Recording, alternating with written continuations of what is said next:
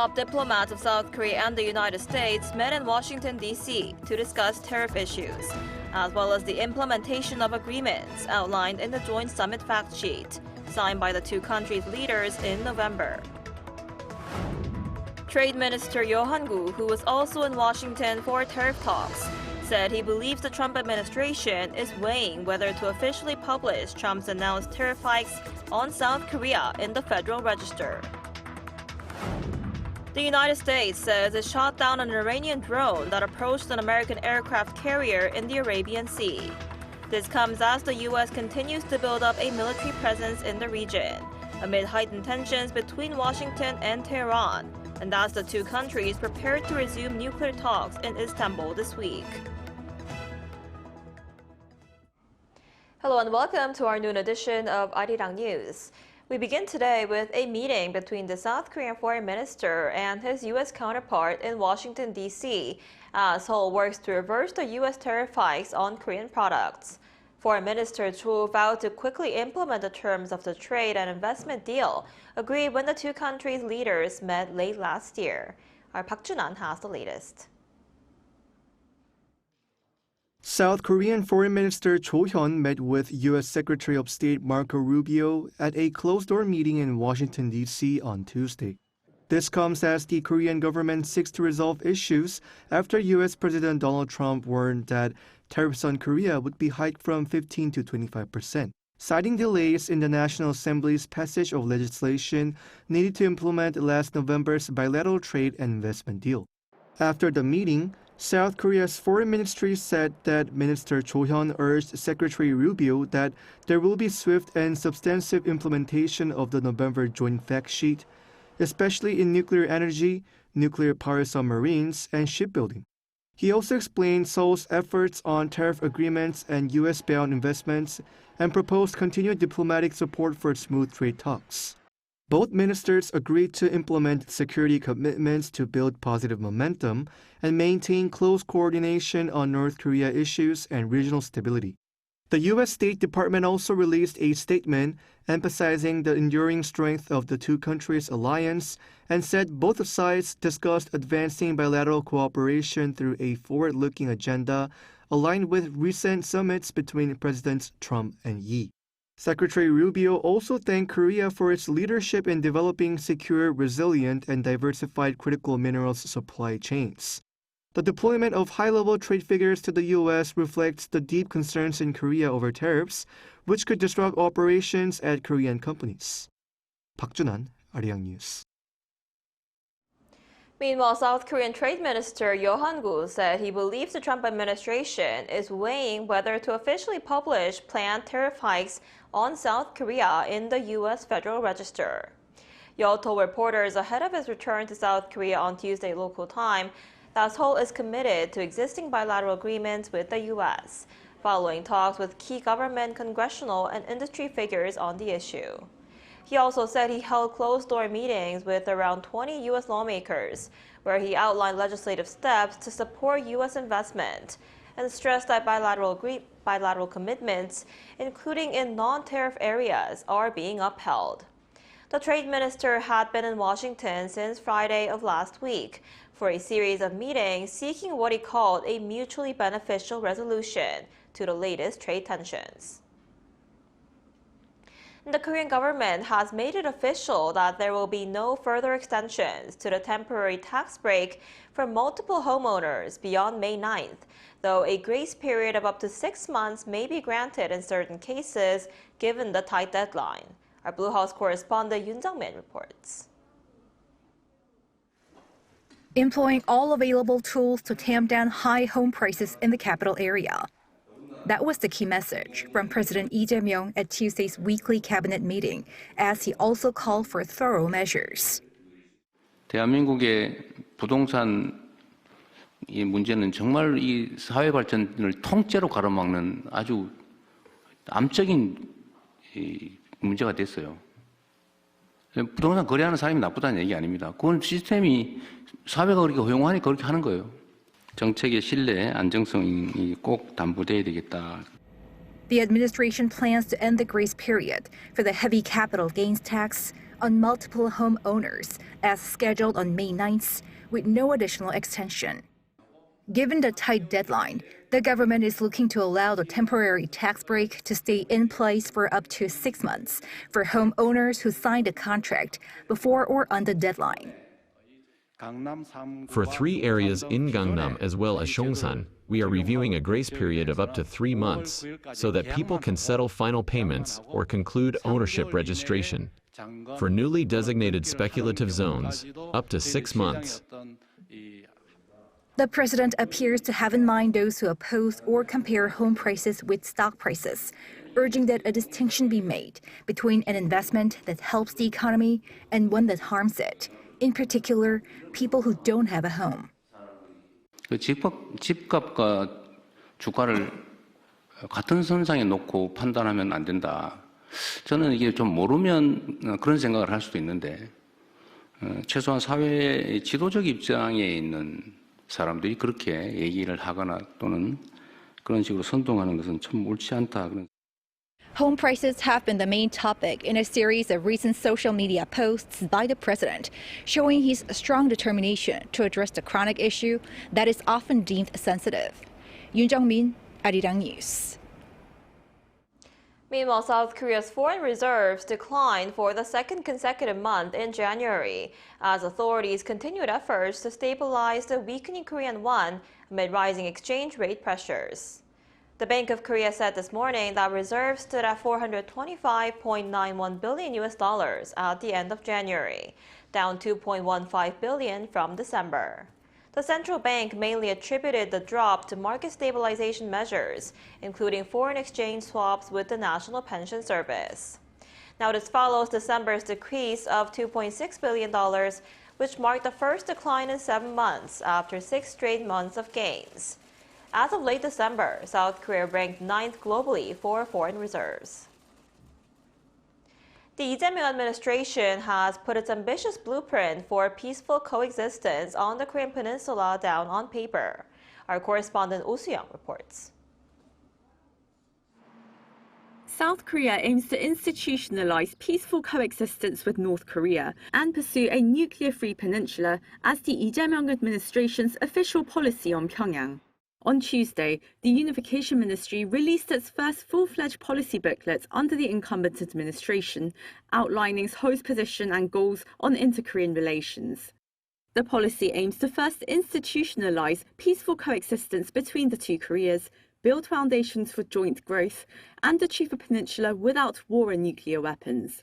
Based on President Lee Jae-myung's Liberation Day address last August, the policy establishes 3 guiding principles: respect for the North Korean regime, rejection of unification by subjugating the North, and a pledge not to commit hostile acts that could raise military tensions.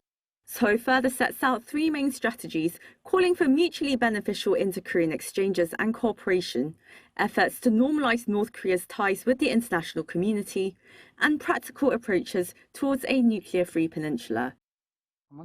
The term denuclearization has a coercive aspect, but a nuclear-free Korean peninsula puts emphasis on future orientation, and this stage-based approach of suspension, reduction, and dismantlement also proceeds gradually and step by step, taking into account North Korea's position. But is North Korea interested? Over the past 5 years, the North has blown up communication channels, defined relations with the South as hostile, and continued to advance its nuclear and missile capabilities. With limited options, the government sets out 6 key tasks, including rebuilding inter-Korean relations, preparing for joint development projects, and strengthening broader participation in peace and unification efforts. The most crucial step at the top level is dialogue. For that, we must restore communication channels. If we want to gain a more synergistic effect, we need public support and cooperation from the international community. I also think the term nuclear-free peninsula has in mind a virtuous cycle structure of inter-Korean dialogue and North Korea-US dialogue. As South Korea sets out its inter-Korean policy, the focus now moves up north. The upcoming Workers' Party Congress expected in the coming days is likely to highlight Pyongyang's foreign policy direction for the next 5 years. All eyes are on how it may or may not acknowledge relations with the South. Oh Soo-young, Arirang News.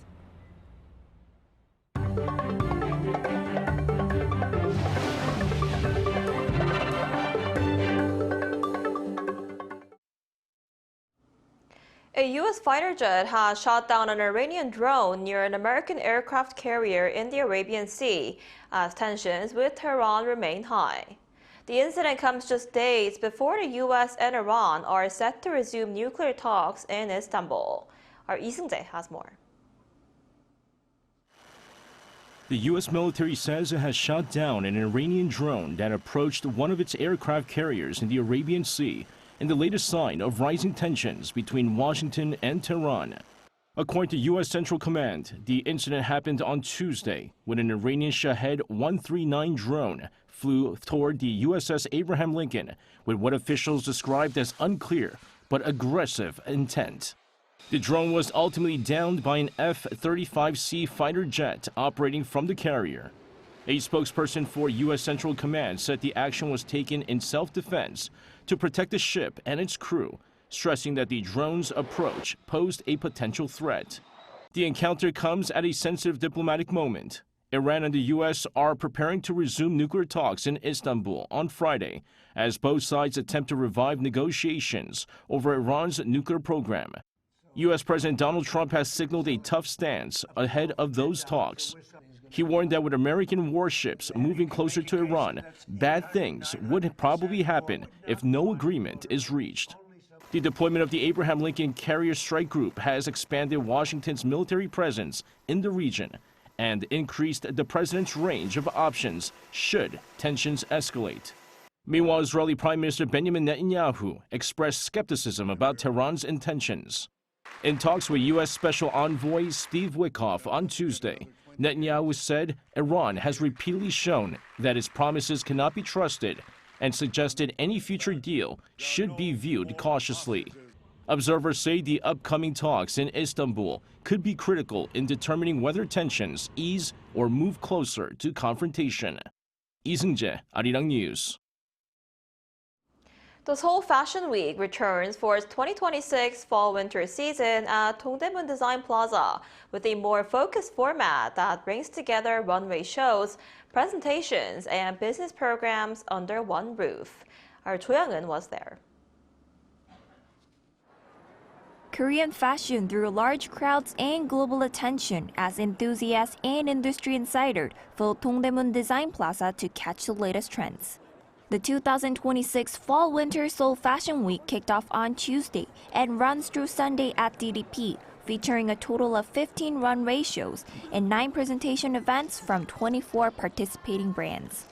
The opening show was led by men's label Moon. Embodying the brand's philosophy of embracing the unfamiliar, the show featured military-inspired silhouettes and draping techniques that resemble paper wrapping. Unlike recent years, Seoul Fashion Week is hosting all major programs at a single venue to strengthen networking opportunities and streamline buyer-designer interactions. This season, Seoul Fashion Week enhances the viewing experience through its one-site format at DDP, serving as the global fashion business platform. The week began with the Seoul Fashion Forum under the theme The Next Chapter of K-Fashion, Deep Dive and Inspiring, welcoming around 300 fashion professionals and industry leaders. Notably, this year introduces public sessions, allowing fashion enthusiasts to join discussions and hear what the industry experts and leaders have to say. I believe that when Korean brands broaden their perspective, move beyond imitation, and discover their own unique identity, they can succeed both globally and in Korea. The trade show, Seoul Fashion Week's major business program, begins on Thursday, offering one-on-one consultations with 100 overseas buyers from 20 countries. Key global buyers, including Harvey Nichols, Urban Outfitters, and Club 21 Singapore, are set to attend, highlighting the growing international demand for K-fashion and Seoul Fashion Week's expanding global influence. Cho Young-eun, Arirang News. South Korea marked Korean Sign Language Day this Tuesday, the 10th anniversary of Korean Sign Language being declared the country's official language for the hearing impaired. Members of the deaf community gathered to celebrate the occasion. Our Chung Il-im was there. Here at the Modu Arts Theater in Seodaemun-gu, Seoul, people communicate with more than just spoken words. Members of the deaf community gathered on February 3rd, designated as Korean Sign Language Day, to celebrate the event's 6th annual commemoration. This year is particularly significant as it marks the 10th anniversary of the Korean Sign Language Act, a law that elevated KSL to an official language. Held under the slogan, "Today connected by language, tomorrow connected by culture," the event highlighted the beauty of visual language. The ceremony featured poem recitals by the Sign Language Arts Group and award recipients Sign Mindle, followed by awards for those who have dedicated themselves to the development of KSL. Instead of the sound of clapping, the hall was filled with silent applause as attendees waved their hands in the air, the traditional gesture of acclaim in the community. One award recipient highlighted the power of language in restoring connection with loved ones. One of my students had a deaf family member they couldn't really talk to, but after learning sign language, they told me that communication finally opened up, and now they even video call each other. The ceremony continued with more festive performances, including songs by a deaf community-based music band, Deaf Vengers. While National Assembly member Park Hong-gun emphasized South Korea's efforts to embed KSL interpretation in areas such as welfare and entertainment during a speech, leaders of the community say challenges remain. 사실 많은 기관에서 언어법이 제정된 이후로 많은 통역이 제공이 되어 있는 것은 같습니다. 하지만 아직도 현장에서는 적용이 많이 안 되고 있는 듯한 모습도 많이 보이고요. 사실 10년이라는 시간에 비해서는 아직은 조금 더 발전의 속도가 여전히 더디다는 생각이 좀 많이 드는 것 같습니다. 가장 시급한 문제는 사실 수어 사용 환경에 좀 실질적인 확대가 좀 많이 필요하다고 생각이 듭니다. 또 언어권 보장 그리고 디지털 미디어 환경에서 좀 다양하게 수업 접근성이 강화되었으면 좋겠다는 생각이 듭니다.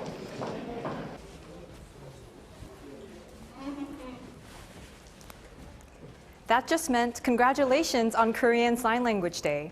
Celebrating 10 years of the KSL Act, we imagine a future where language is no longer a barrier, but a connection. Chung Il-im, Arirang News.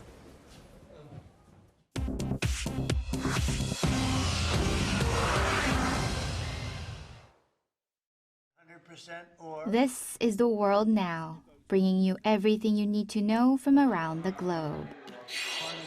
President Donald Trump on Tuesday signed a massive $1.2 trillion government funding package into law, ending the 4-day partial government shutdown that began last Saturday. The U.S. House passed the bill 217 to 214 earlier on Tuesday after the Senate approved it last Friday. The package funds almost all of the federal government through the end of September, but puts the Department of Homeland Security on a 2-week stopgap that expires on February 13th. Lawmakers now face a short window to negotiate a longer DHS deal as Democrats push for changes after federal agents fatally shot 2 people in Minneapolis last month.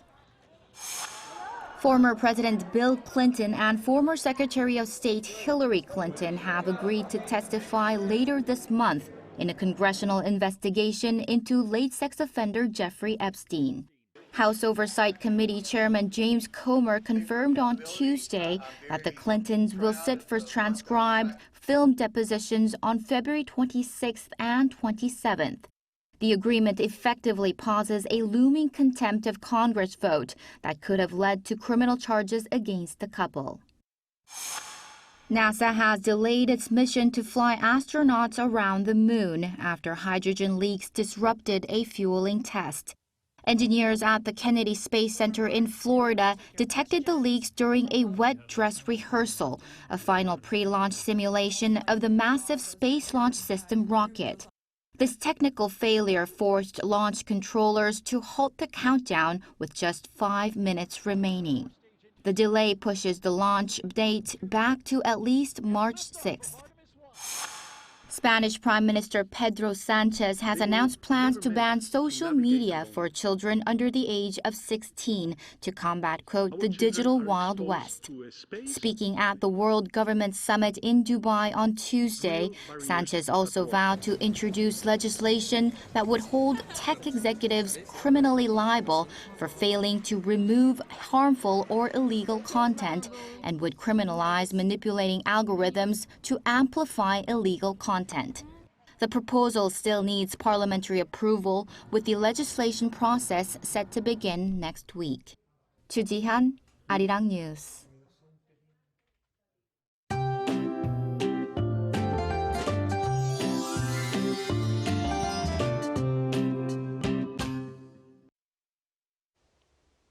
Today marks Ipchun, the seasonal turning point that signals the start of spring. And right on cue, temperatures are climbing, bringing milder than average weather to most parts of Korea. However, as the cold briefly eases, fine dust levels are becoming a concern. Air quality will be bad today in Seoul, Gyeonggi-do, and Chungcheong-pukdo provinces all day today. Meanwhile, dry weather alerts remain in place for the eastern parts of Gangwon-do and Gyeongsang-do provinces. Strong winds along the east coast will increase wildfire risk, so extra caution with fire safety is essential. And this afternoon, Seoul will be getting up to 7 degrees Celsius. Daegu, Gyeongju, Gwangju all topping out at 11 degrees Celsius. Well, spring may be trying to make an early appearance today, but winter is not quite done with us yet. Freezing air will return on Friday and it will stay bitterly cold through early next week, with a winter mix in the forecast for Jeju and Jeollado province. That's all we have for today's noon edition of Arirang News. Thank you for watching. We'll be back at 5 p.m. Korea time. Stay tuned.